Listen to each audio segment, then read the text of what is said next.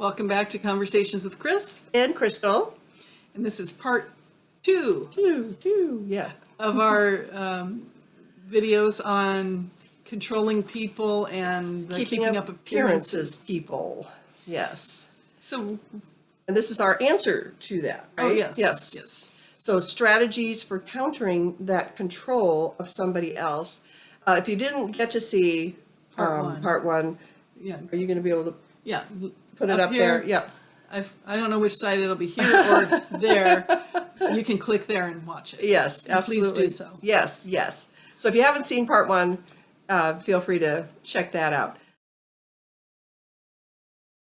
So strategies for countering control. You have establish and hold boundaries, remain calm and disengage, document interactions, and limit contact.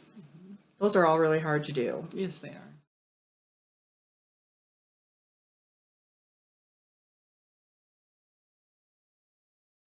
But we can start, go ahead and start. Okay, well, establishing and holding boundaries. Boundaries were always very difficult for me. In fact, I have a bunch of stuff coming from Temu that's like this whole self-esteem package that has stuff on establishing boundaries and holding boundaries. Yep. And, I mean, I think I'm a little better at it than I used to be, but who knows, I went for years with my mom. You couldn't have boundaries. It was unacceptable. So I never really, when I finally got to people going, "Well, Crystal, you need boundaries," and I went, "Well, what is that? A fence, a door?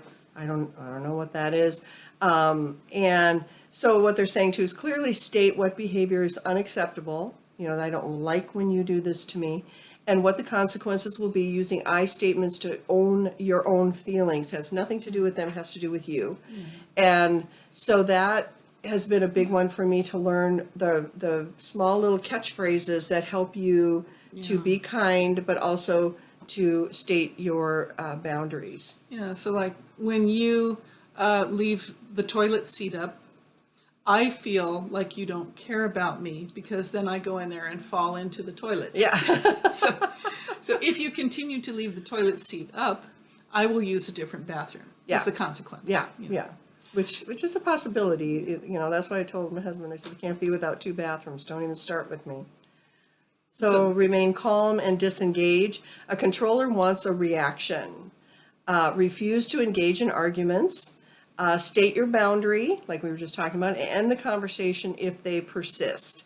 And a couple of these things come up because I had a girlfriend that when I was talking to her about narcissism, she went, she goes, "I think I know one of those." And she comes to my house and she just walks in and starts doing whatever she wants. And she's like, "What do you do with that?" And so these are the things, to have the boundaries and to be able to change your behavior and against whatever it is that they're doing. Mm-hmm. And then document interactions. Keep a record of incidents, especially with gaslighting, to maintain your grasp on reality. That can even happen at the office, to keep track of things, dealing with people for harassment. Because if you don't, then you're going to think, maybe I imagined. Yes, it's all in I made it all up. I don't know what I'm talking about, and that's not right. And they'll try and tell you that too. That's part of that gaslighting, because they're like, I never said that. Yes, that's a real big one. Mm-hmm. In fact, I'm just trying to think if there was anything. I can't right off the top of my head, but limit contact, which is reduce engagement with the person when possible, such as with toxic acquaintances or coworkers.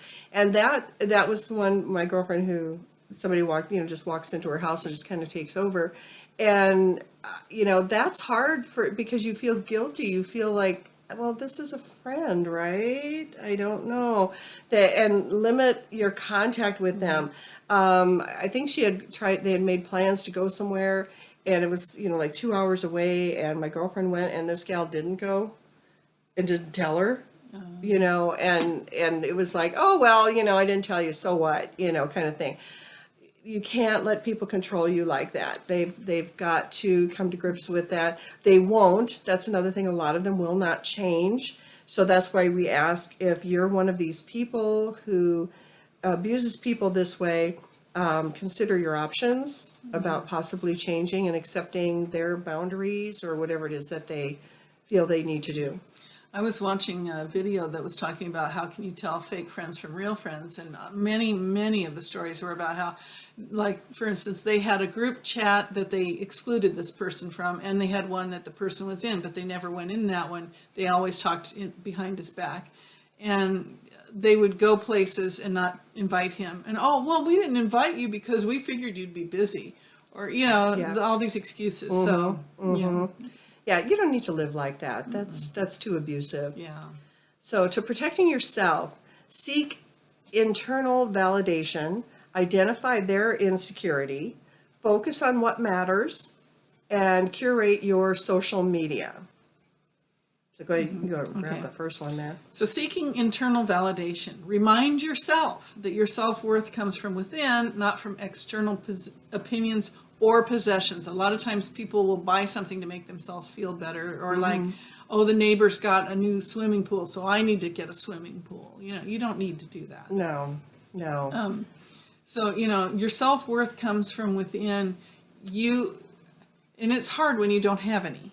But you, as a Christian, it should be easier, because you have to realize, and even non-Christians, I mean, we were all created by God. Yeah. So we're important to God. No matter who we are, or Yeah. what we're doing. Because even if you're not a Christian, God still cares about you. He does.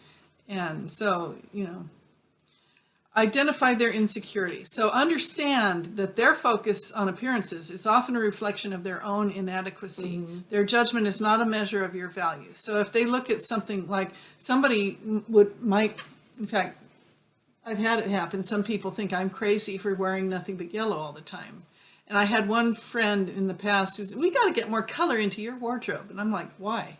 Yeah. What do you care? Yeah, it's not your thing. Yeah. So, Or to reiterate my little brother, who cares, Crystal? Yeah. Who cares? I mean, given the big bang or whatever it is that happens in life, in the end of all ends, who cares? Yeah. What's it going to matter? Yeah, what's it going to matter? It's just no skin off your nose, doesn't hurt you at all. But people just feel that need to control. There's the control again, and suggest that you do things a certain way or be a certain way, and it's like, or they just criticize what you're doing. Yeah. And 200 years from now, we'll all be dust, and nobody will remember us anyway. will care. So so who cares? That's All right. right. So third one is focus on what matters. Redirect your energy toward authentic relationships and personal passions rather than external validation. You don't need somebody to approve of you. Amen. That's it. And you can tell who your true friends are, because they're not going to be the ones that are like, what Crystal really meant to say was blah, blah, blah. Because they want you all to be a certain way and do a certain thing, and I like that. And personal passions, pursue your passions, pursue what you want to do, and that's your focus, that's your passion. If like with my husband, if you talk about music, the man can talk all day. After that, he has nothing else to say about anything. And he doesn't care. Who cares? It doesn't matter. Yeah, that's what he likes, and Yeah, if you don't like it, we just don't have anything to talk about. Go ahead. Okay, curate your social media. Now, I used to be on Facebook, and I'm not anymore. I've been off for many years now because it's toxic.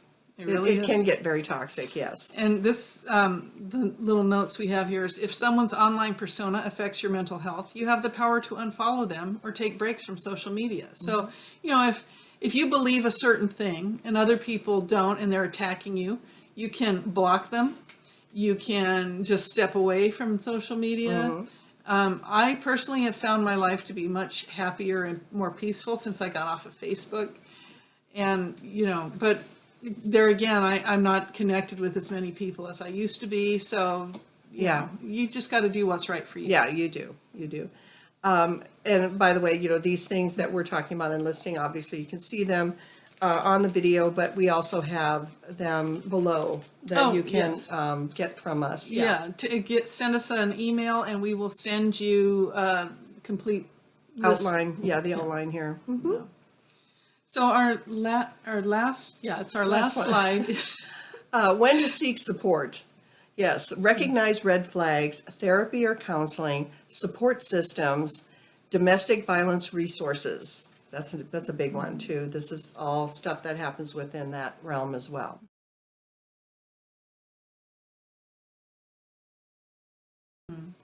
So recognizing the red flags. The behaviors that we talked about are emotionally draining and can escalate into abuse. Your safety needs to be the priority. Yeah, So it if has you to be. feel unsafe, and I'm not talking about the, oh, somebody called me a name, I don't feel safe kind of stuff that Right, people do right, these days. We're right. talking like the person has threatened to kill you. Yeah, Or hurt you in some way, or your yeah. pets or your children. Yeah, Then, that's a huge red flag. yes, Huge. yes, to be paying attention to. Yeah, Therapy or counseling. A mental health professional can provide coping strategies for navigating and healing from toxic relationships. So that's could be another red flag if you're saying, oh, let's get couples counseling, and they're like, no. Then they don't care enough about the relationship. right. So, but you definitely need to, in fact, with my ex, he wanted me to go to counseling because I was the one with the problem. They always say that too. Narcissists will always tell you you have a problem. So support systems. Lean on trusted friends and family for validation and relief. You don't have to face this alone. Now, I will give the caveat here that narcissists and controlling people will isolate you from those friends and family. And that happened to me. But your family is always going to love you. It's And going to be there. It doesn't Yeah. matter if you've been away from them. I was away from them for basically 10 years. I saw them occasionally, but not very often. But they were still there, you Yeah. know. And so, get away from that person. Right. And then you've got your family, and true friends will be there too. Right. So if they were truly your friends, they'll still be there. That's right. That's And you right. can tell them, I'm so sorry I wasn't there. This jerk Yeah. controlled me. Yeah. And Yeah. I didn't realize what was Yeah, going on. that's and blah, blah, exactly blah. it. Okay, domestic violence resources, very important. If you ever feel unsafe, contact a domestic violence hotline for immediate guidance and support. They will help you, Yeah. and they'll help you figure out how to get away from the situation. Right. So we have a couple last thoughts here. Yes, we do. Remember that understanding these behaviors is the first step toward building resilience and fostering genuine connections. And also for those of you who think you might be on the other side of this and are controlling it, remember that understanding what the behaviors are and what you're doing. Listen to what you're doing or what you're saying to someone and go, wait a minute, maybe that's not the appropriate thing to say. And we'd like to know what your thoughts are, and if you've had any of these experiences, or you wonder, like my girlfriend did, she goes, oh my goodness, I think this gal is a narcissist, Crystal, that's what you're talking about, right? And she went through the behaviors, and what strategies have you found most helpful in your own experiences to overcome anybody who was controlling or trying to keep up appearances? Yeah. We would love to hear from you. Yeah, and again, drop us an email and we will send you this entire presentation and to have and to hold. Yes, you can put it up on your wall to Yeah. remind you of, again, it's like the counselor said with my mother and me. They said, Crystal, because I always felt like I wanted to die every time I talked to her because the negativity was so overwhelming. And I didn't hear that. I was young. And I think it was, she actually made the mistake of sending me to her counselor. And her counselor said, let me tell you what your mother does, okay? And I'm like, excuse you? And she said, she said, you need to hear what she is saying. Not just listening, but hear what she is saying. And I do that now with a lot of people, and they don't like it because I'll pick up on the trying to control, and I'll be like, no, that wasn't my question. This was my question. And they hate that because they want to control you and they want to take it somewhere else. And I've gotten really, really good at that, just pulling away from it and going, no, that's not what I said. That's not what I meant. And they're like, ugh. And so those friends will drop by the wayside. You won't have them anymore. I watch a lot of Hoarders episodes, and one thing that one of the counselors said one time really stuck with me. I thought, that is an awesome thing to say. Oh, I love that. He said to this one person, he says, I need to ask you a question. Are you trying to be rude to me, or do you not realize that that what you're saying that's is a good- rude? Yeah. And I thought, and the way he said it, it wasn't disrespectful. Yeah, right. And I thought, yes, that is awesome. Yes, describing it back again, or, clarifying and saying, okay, I'm hearing you say this. Yeah. Is this what you mean? Or is this what you mean? Where are we going with this? Because it can get really out of hand. It really does. So as We always say, take care of yourself because nobody else will. Bye-bye.